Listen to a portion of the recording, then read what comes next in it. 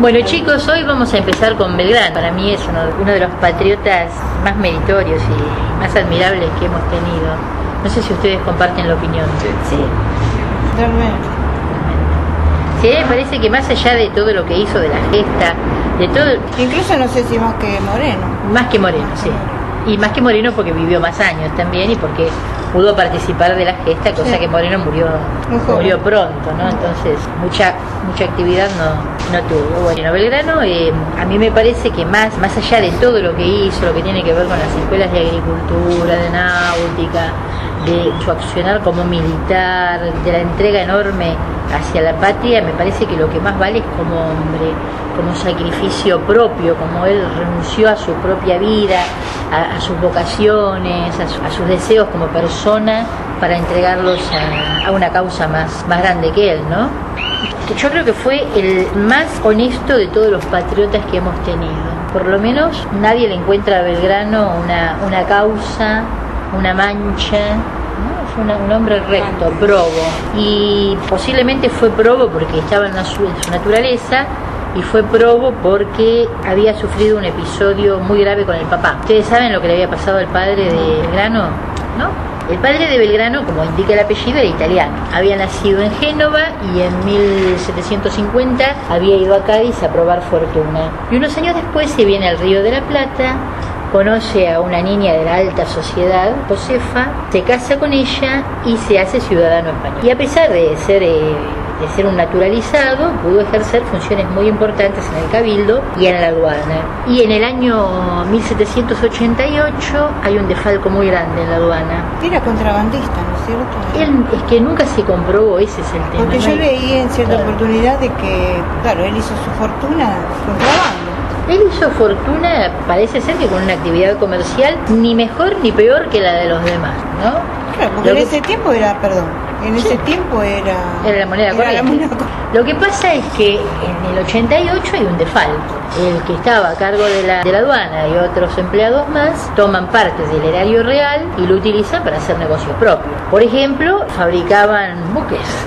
Por ejemplo, llevaban mercadería a Cádiz, llevaban mercadería a Lima. Y fabricaban otras cosas más, o sea, realmente utilizaron durante varios años fondos reales para su provecho propio. Y este hombre tenía 30.000 pesos fuertes que le había entregado el jefe de la aduana, el que estaba al frente de la aduana, y él los recibió, resulta ser que era dinero mal habido. Entonces, el mismo día que el virrey Loreto descubre esta malversación y pone preso a todas las personas que estaban implicadas, también dicta la prisión para Domingo Belgrano, que era el padre de Manuel. Pero como Domingo estaba enfermo, le da prisión domiciliaria. Y durante 6 años va a estar preso en su casa, pero a cal y canto, no entraba nadie. Es más, salía la esposa y salían algunos empleados a hacer unas compras, pero después no podía ingresar nadie. Incluso los hijos que estaban fuera de la casa, en el momento de la prisión no podían entrar. O sea que fue una prisión terrible. Pero no solamente la prisión, sino que hubo confiscación de los bienes. Era una gente muy rica. En el momento en que se produce el desfalco en la aduana, ellos tenían aproximadamente $500.000 de pesos fuertes, que era mucho dinero. Y ese es uno de los argumentos que utiliza la mujer para defender al marido. Que si tenían tanta fortuna ellos, ¿para qué se iba a ensuciar con 30.000 pesos? Si ellos tenían muchísimo más. No tenía mucho sentido.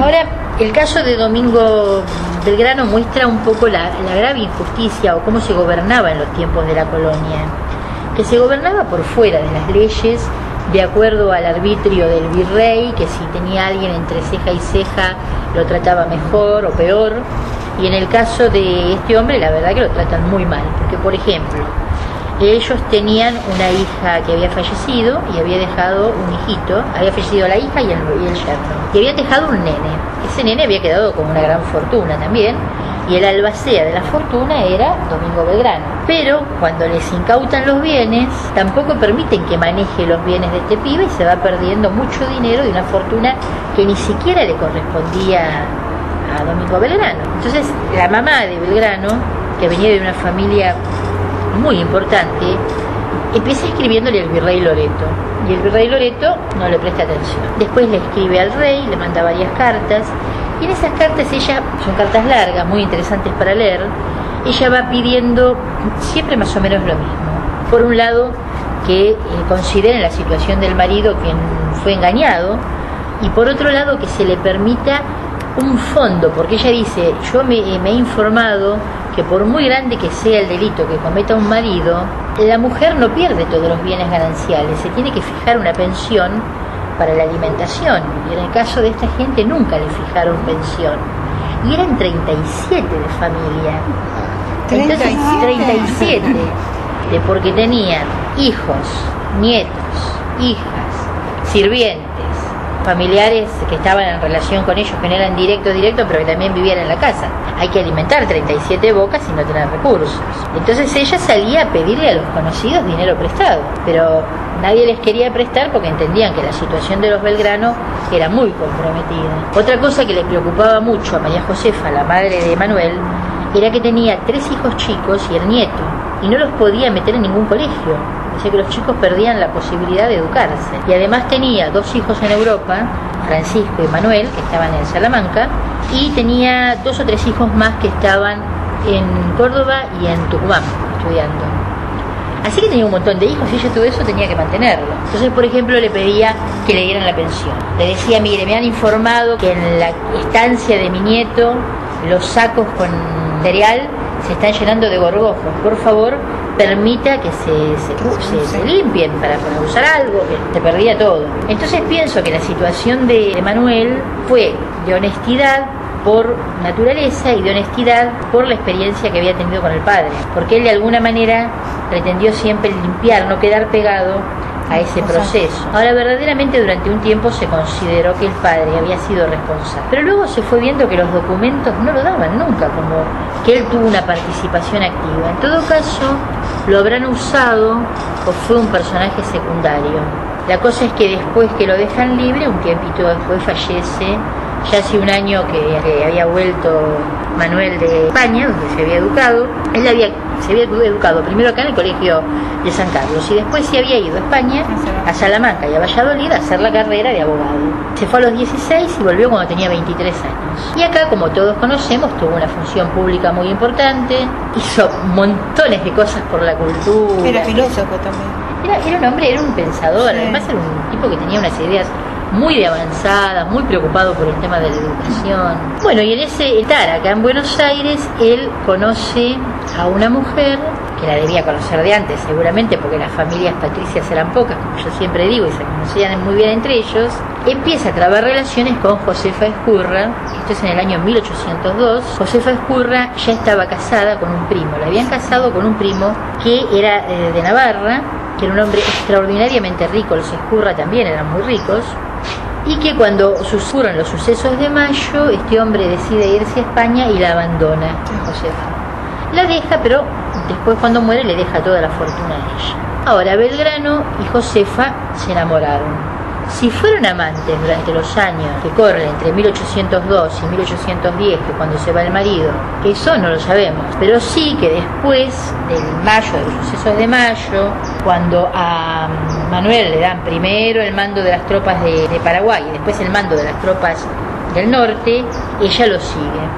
Ella va detrás de él, es una situación muy escandalosa, y en ese viaje ella queda embarazada, en el recorrido de Jujuy a Salta queda embarazada, y pasa algo que nunca se explica muy bien.